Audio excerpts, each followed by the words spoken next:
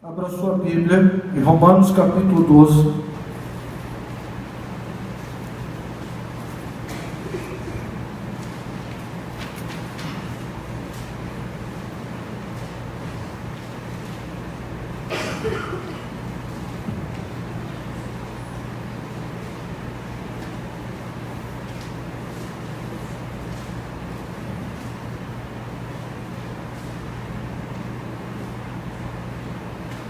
Nós vamos ler apenas os versos 1 e 2. Portanto, irmãos, suplico-lhes que entreguem seu corpo a Deus por causa de tudo que Ele fez por vocês. Que seja um sacrifício vivo e santo, do tipo que Deus considera agradável. Essa é a verdadeira forma de adorá-lo. Ou culto racional nas versões mais tradicionais.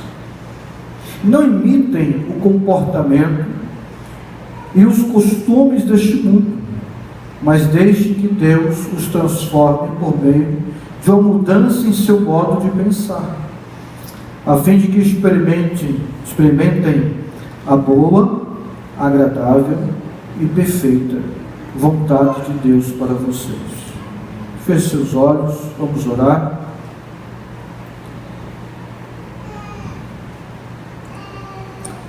Muito obrigado, Senhor, por estarmos aqui nesta noite. É um privilégio termos uma audiência maior nesta noite para falar à igreja, como pastor constituído pelo Teu Espírito neste lugar. Eu peço ao Senhor que me dê graça para compartilhar a Tua palavra, que é viva, poderosa e eterna. Que o nosso coração seja semelhante a uma terra fértil, que a semente possa cair nesta noite e produzir fruto para a glória do Teu nome. Amém. Estejam sentados.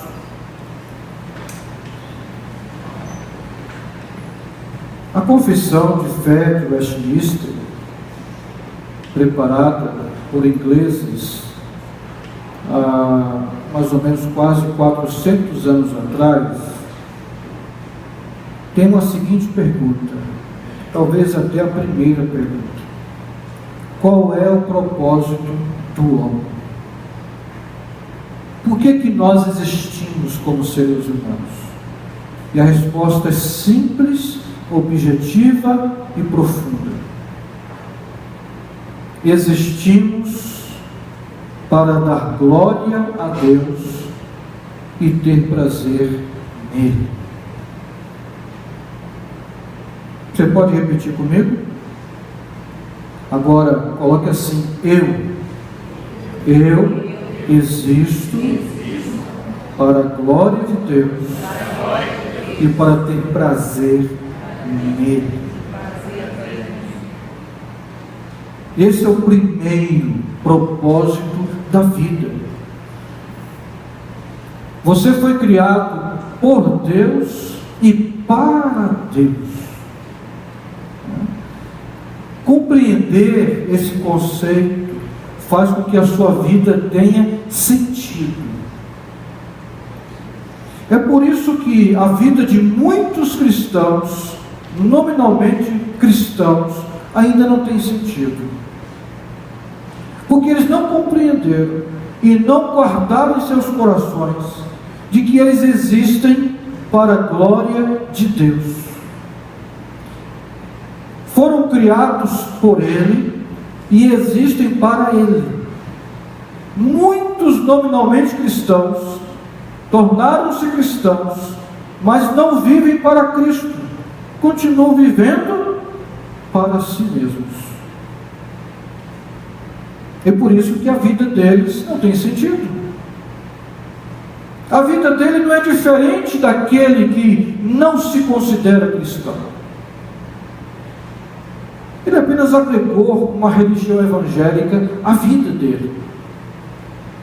Mas ele não tem um encontro pessoal com Jesus Cristo. Não nasceu de novo. Ele ainda está buscando sentido na vida, nas coisas que Deus criou. e não no Criador, buscando realização e sentido na vida, no seu trabalho, no seu casamento, na sua família, no seu estudo, na sua pós-graduação. Todas essas coisas são dádivas do Criador, que devemos desfrutá-las dando a Ele graças. Amém? Mas eles não são o Criador. É por isso que a sua vida é vazia, meu irmão. Porque você está fazendo da criação de Deus o seu Deus, o seu ídolo, a razão para você viver e ser feliz, ter significado, sentido. E não há sentido pleno nas coisas que Deus criou. Só há sentido pleno no Deus que criou todas as coisas. E eu posso ouvir um amém? Amém. Não é aceitar uma religião. É um relacionamento com uma pessoa. E essa pessoa é Jesus Cristo. É viver para Ele. Mas aí cabe a primeira pergunta. Quando você ouve a palavra adoração, o que vem à sua cabeça? Hinos, música, guitarra, instrumentos, orações, pregação, sermão, velas, eucaristia, ceia.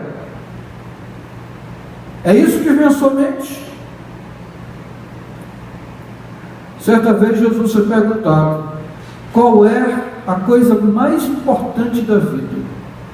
Qual é o maior dos mandamentos? E em Mateus capítulo 25, versos 35 ao 39, Jesus responde. Um deles, perito na lei, pôs Jesus à prova com essa pergunta: mestre, qual é o maior mandamento da lei? Respondeu Jesus: ame o Senhor, o seu Deus, de todo o seu coração e de toda a sua alma e de todo o seu entendimento. Este é o primeiro e maior mandamento. E o segundo é semelhante a ele: ame o seu próximo como a si mesmo. Para Jesus, aprender a amar a Deus com todo o seu ser é o primeiro, o principal propósito da vida. Para Jesus, a verdadeira adoração é amar a Deus acima de todas as coisas. Mas aonde é que entra a música, o sermão, o culto, os hinos? São ferramentas que Deus usa para nós expressarmos a nossa adoração, o nosso culto a Ele. Mas a verdadeira adoração é aquela que acontece aonde? No coração. Em que você expressa o seu amor a Deus e você tem uma vida que o agrada. Agora, como viver essa vida que agrada a Deus? Romanos 12, versos 1 e 2 diz isso. Nos ensina como a gente pode viver uma vida que glorifica a Deus, que agrada a Ele. A primeira coisa que você precisa aprender é dedicar-se a Deus, oferecer-se a Ele. Ele diz assim no verso 1: portanto, irmãos, suplico-lhes que entreguem ou ofereçam ou dediquem seu corpo a Deus por causa de tudo que Ele fez por vocês. Então o primeiro passo é a gente se entregar, se oferecer a Deus. Nos dias do Antigo Testamento eles ofereciam sacrifícios a Deus, mas no Novo Testamento, na Nova Aliança, nós somos o sacrifício. Amém? E ele diz isso: vocês são um sacrifício vivo. Como é que que a gente faz isso? Louvando a Ele, entregando a nossa vida, entregando a nossa vontade, o nosso coração para Ele. Eu acho que Paulo nos dá um exemplo muito vivo do que é ser uma pessoa dedicada, que é uma oferta para Deus. A sua vida é uma oferta para Deus. Quando o profeta Ágabo, lá no capítulo 20 de Atos, profetiza que Paulo, se ele descer a Jerusalém, ele vai sofrer, ele vai ser preso, vai tomar chicotada e pode até morrer. E os irmãos de Éfeso, os presbíteros, imploraram a Paulo: não vá a Jerusalém, porque você pode morrer. Ele diz assim no verso 24 de Atos 20: em nada tenho a minha vida por preciosa, contanto que cumpra com alegria. Não é, né? Tem que fazer a vontade de Deus. Não, com alegria a carreira e o ministério que recebi do Senhor Jesus. É um exemplo de alguém que se ofereceu de verdade para Deus, sem reservas. Porque o grande desafio nosso, meus queridos, não é dar as coisas na igreja ou para Deus, mas é dar-se. O princípio bíblico é de dar e dar-se. Quando você lê, não está aqui no script, tá? Não se preocupa não, mas são textos que vêm às vezes na cabeça assim. 2 Coríntios, por exemplo, no capítulo 8, quando Paulo está falando sobre a oferta que a igreja de Corinto deve preparar para enviar para os irmãos da Judéia que estão passando necessidades. E ele fala então dos irmãos da Macedônia, que mesmo sendo pobres financeiramente, diz que eles rogaram, imploraram a Paulo para participar desta graça. Que graça? De ajudar o seu irmão, de ofertar. Mas ele faz uma ressalva interessante, que ele diz assim: esses irmãos da Macedônia não apenas deram as suas ofertas, mas primeiro se deram, se doaram. Eles se ofereceram também para levar essa oferta, para enfrentar mais de 1000 quilômetros, pegar navio, pegar barco, andar a pé e vir para o sul de Israel. Eles estão saindo de outro país para vir para o sul de Israel, para a Judéia. Eles não apenas deram as suas ofertas, mas eles se deram, correndo o risco de serem assaltados, de morrerem, de irem para levar essa oferta pessoalmente e não voltarem mais para suas famílias. Isso representa o que é ser cristão. É alguém que dá e se dá, se oferece. O músico Bob Dylan, certa vez, disse: você sempre terá de servir a alguém. E ele está certo. E Jesus disse isso: ou você serve a mim, ou você serve ao mundo, ao dinheiro, à riqueza, porque cada um servirá a alguém ou alguma coisa. Se você não colocar Deus no centro da sua vida, você vai colocar outras coisas: seu trabalho, seu casamento, seus filhos. Por que muito casamento acaba depois que os filhos saem de casa? Porque o centro do casamento é os filhos. Os filhos saíram, agora cada um vai para o seu lado. Casamentos centrados no marido não vai dar certo. Casamento centrado na esposa não vai dar certo. Casamento centrado nos filhinhos de papai e de mamãe também não vai dar certo. Agora, casamento centrado em Cristo dá certo. Dá certo. Se você quiser viver os princípios de Deus para o seu casamento, você vai ser bem sucedido.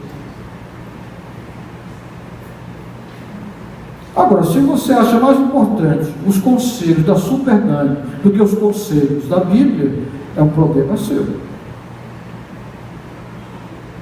Agora, se você ouve a palavra de Deus, obedeça, porque na obediência está a sua prosperidade. Cumpra os mandamentos de Deus na educação dos seus filhos e você logrará êxito na sua vida familiar. Eu creio que a Bíblia é a palavra de Deus. Ela não erra. Ela não falha.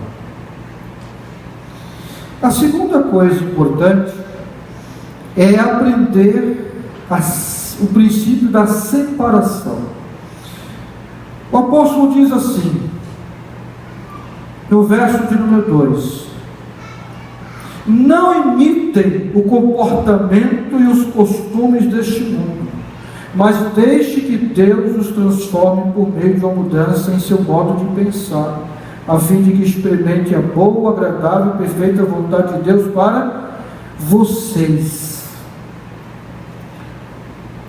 Não vos conformeis, a palavra ali é morfer, forma, não ganhar a forma do mundo, a forma de pensar, a forma de sentir e a forma de agir do mundo.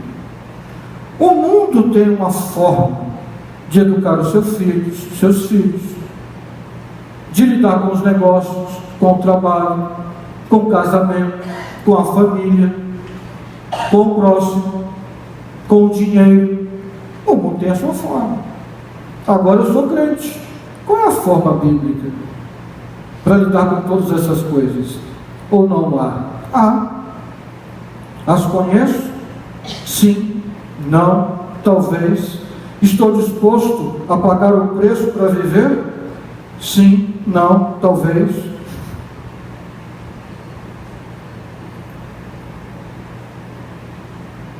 Veja que Paulo não está dizendo, se isolem do mundo, virem um eremita, virem um monge. Ele não diz isso. E também não diz, imitem o mundo, porque infelizmente a tendência sempre é extremada. Uma hora está lá, não, tenho que me isolar do mundo. Aí não assiste mais nada, não lê mais nada, não se diverte. Santão, né? É um colapso espiritual, uma neurose espiritual, uma esquizofrenia espiritual. Aí tem o outro que não, tudo pode, não tem nada a ver. Vive do mesmo jeito que o descrente vive. A crente domingo à noite já aparece na igreja, marca o ponto, presente. Né? Mas a Bíblia diz que você precisa se separar do mundo. Não é nem imitar e nem se isolar. Pai, não peço que os tire do mundo, mas que os livre do mal. Porque eles não são do mundo como eu também do mundo não sou. E eles serão perseguidos porque receberam a minha palavra. Se eles fossem do mundo, o mundo os aplaudiria. Mas porque eles não são do mundo, como eu não sou e tu não és, eles são perseguidos. Dr. Martin Lloyd Jones disse certa vez: a igreja atrai o mundo sendo diferente dele e não sendo igual. Diferente. Não é isolar-se e nem imitá-lo. Como é que está o seu namoro? É igual ao mundo? Como é que você trata a sua namorada e noiva? É igual ao mundo? É no modelo bíblico? Como é que você trata as irmãs mais velhas desta igreja? Paulo disse a Timóteo: trate as irmãs mais velhas como suas mães. E as irmãs mais novas, trate como suas irmãs. E os homens mais velhos, Paulo, eu devo tratar como? Como seu pai. E os rapazes, Paulo, eu devo tratar como? Como seus irmãos. O Evangelho, meu querido, ele trata até dos seus relacionamentos. Não é um código de ética, sabe? Da maçonaria. Você tem que fazer isso, artigo tal, inciso tal, parágrafo único. Isso não é Evangelho. Mas o Evangelho toca nos seus relacionamentos. Porque quando a gente vira crente de verdade, os nossos relacionamentos são transformados, santificados pelo Espírito de Deus. A gente passa a lidar uns com os outros à maneira de Deus e não à maneira do mundo.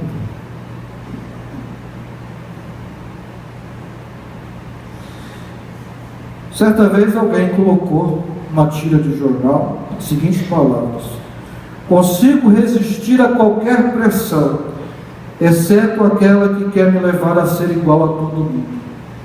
Mais ou menos assim. Não dá para fazer muita coisa, né? Todo mundo faz essas coisas, então eu vou fazer também. Eu não posso ir contra a corrente, né? Eu não posso ir contra a maré.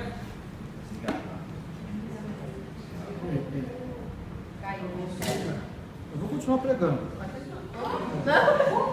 Então assim, aí eu não posso ir contra a maré, né? Não posso ir contra a corrente.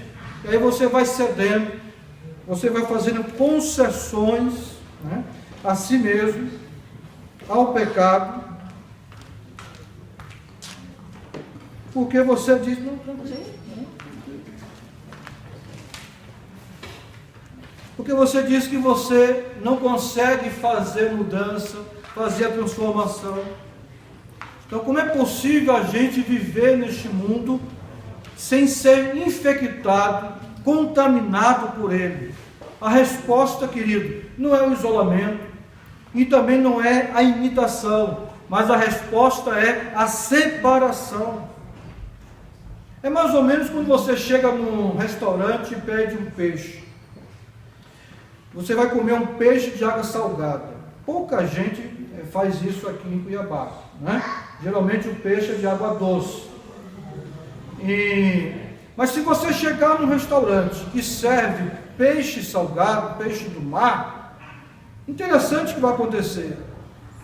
Esse peixe que saiu do mar, ele vai ser salgado para chegar até a sua mesa, sim ou não? Sim. Isso é interessante. Que mesmo saindo do mar, esse peixe tem que ser salgado. E às vezes você ainda coloca sal depois que ele é servido para você em sobremesa ali. Tem gente que não coloca sal mais. Ora, se Deus é capaz de conservar o peixe numa água salgada durante tanto tempo, conservar esse peixe em água salgada, de maneira que não satura esse sal nesse peixe, né? Interessante que o sal para o peixe está na medida certa, não satura. Ele está na água salgada, mas ele não morre. Então, se Deus conservou o peixe, Ele também é capaz e poderoso de conservar você salgado neste mundo. Amém. Jesus não disse que nós somos o sal da terra? Então o sal existe para quê? Para manter a sua salinidade.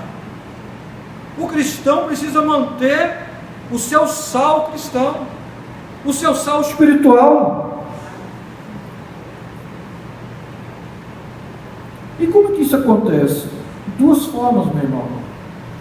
O seu relacionamento com Jesus faz com que você mantenha a sua salinidade espiritual e obedecer os mandamentos de Deus. Amém? Essas duas coisas. Não precisa muita coisa. Como é que eu faço para manter a salinidade espiritual? Para que eu não imite o mundo ou não me isole do mundo. Mantenha o seu relacionamento com Jesus. E obedeça a sua palavra. Porque o poder do cristão está na obediência à palavra de Deus.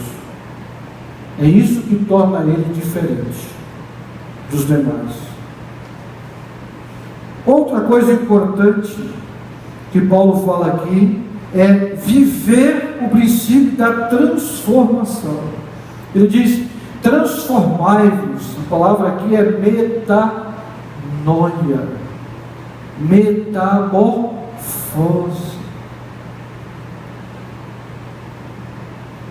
É ter uma mudança de mente, de coração, de propósito. E o maior exemplo de metamorfose é o quê? A largata que vira borboleta. E não é isso que Deus faz com a gente quando a gente se converte? A gente entra para o Evangelho parecendo uma largata feia. Mas Deus vai transformando. Amém, querido? A gente precisa se parecer com Cristo. A beleza do seu caráter. E às vezes a gente precisa de pessoas para nos ajudar a crescer espiritualmente. Precisa de que alguém nos fale a verdade também, às vezes, para a gente crescer espiritualmente. Não se isolar do mundo, das pessoas, da igreja, mas viver uma vida cristã em comunidade para proporcionar o crescimento pessoal. E o que é essa transformação, senão a adoração, tendo foco em Deus e não em nós? É colocar Deus no centro da nossa vida, e não nós, e não nós mesmos. E quando a gente coloca Deus como foco da nossa adoração, os nossos problemas, o mundo, ficam pequenos diante deste grande Deus. O Salmo 16, versos 8 e 9 diz: sempre tem o Senhor diante de mim, com Ele à minha direita não serei abalado. Por isso meu coração se alegra, e no íntimo exulto, mesmo o meu corpo repousará tranquilo. Sempre, diga comigo, sempre tem o Senhor diante de mim. Mas aí alguém possa estar fazendo a pergunta de Pedro, quando Jesus disse assim: todo aquele que deixar pai, mãe, irmãos e companheiridade por causa de mim, ele vai, Senhor, nós deixamos tudo, o que vamos ganhar com isso? Ele disse: olha, vai ganhar a vida eterna, e nesta vida, pais, mães e irmãos. E alguém pode estar perguntando: mas por que eu tenho que viver para agradar a Deus? O que eu ganho com isso? Qual é a vantagem disso? Paulo termina no verso 2 dizendo que se a gente oferecer a nossa vida a Deus, de verdade, não é de boca para fora, sabe? De verdade mesmo, não é chegar aqui domingo à noite, fazer oração dizendo que entregou a vida para Deus, e segunda está vivendo do mesmo jeito de sábado. É de verdade que eu falo. Não é hipocrisia.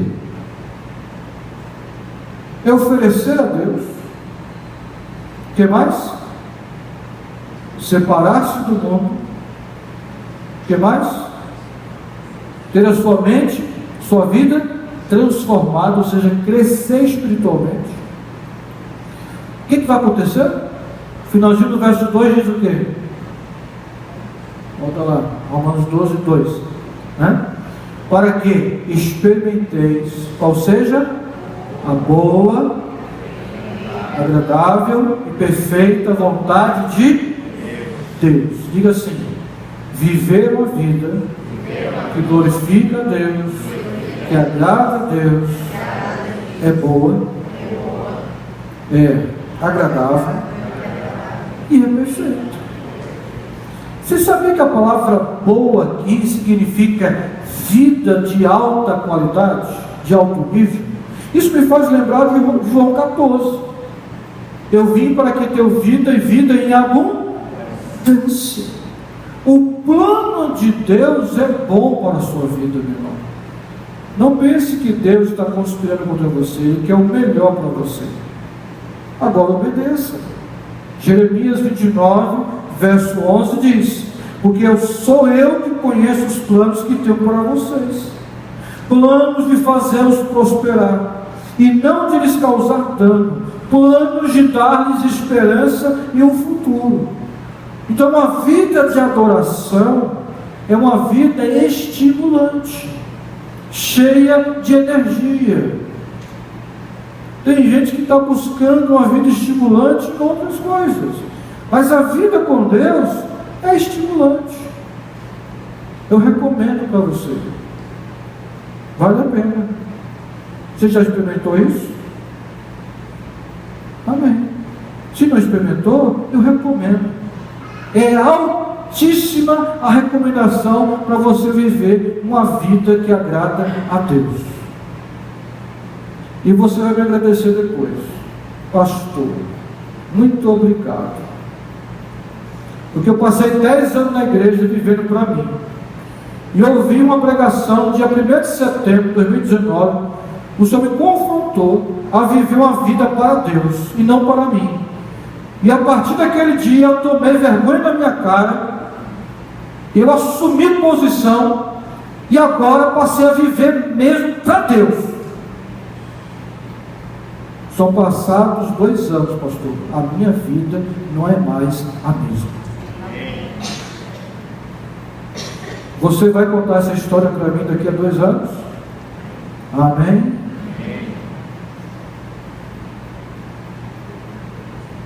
Segundo, vale a pena viver uma vida que agrada a Deus, porque a adoração é agradável. Ele diz, é agradável. Tem gente que acha difícil servir a Deus. Eu não acho. Você acha? Não acho não. Agora, o problema é que os homens colocam fardos nas pessoas, você também coloca fardo em você, né?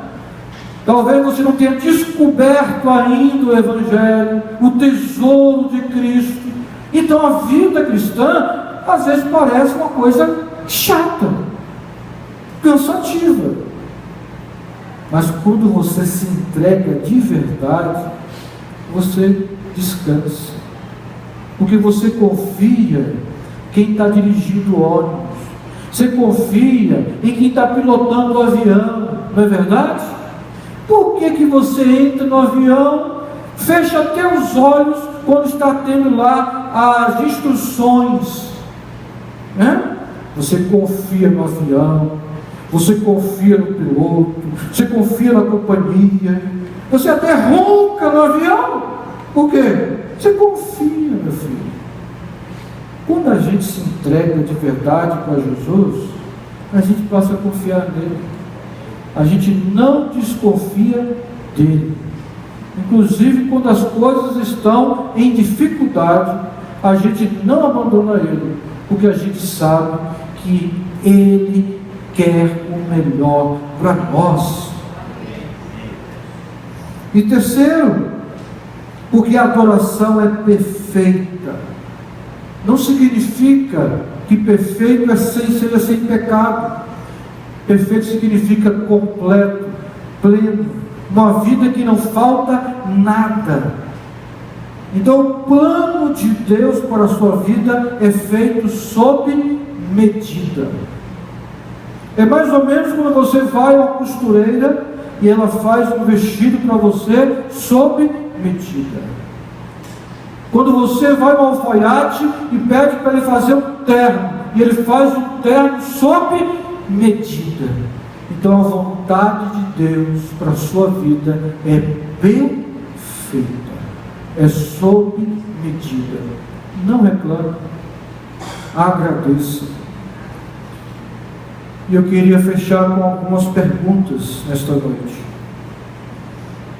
Você já dedicou a sua vida completamente a Cristo? Completamente. Já ofereceu o seu corpo a Deus? Ou ele ainda está sendo um instrumento do pecado? Já disse alguma vez na vida: Deus, o objetivo primeiro da minha vida é conhecer o melhor, aprender a amá-lo e cumprir os propósitos que o Senhor planejou para eu realizar aqui na terra? Até chegar a esse ponto, você não está vivendo de verdade. Você está apenas existindo, como qualquer pessoa. Se você não vive para aquele que te criou, para aquele que morreu e ressuscitou por você, você está existindo. Você não está vivendo vida plena. Porque vida plena só existe num relacionamento pessoal e íntimo, total, entregue a Jesus.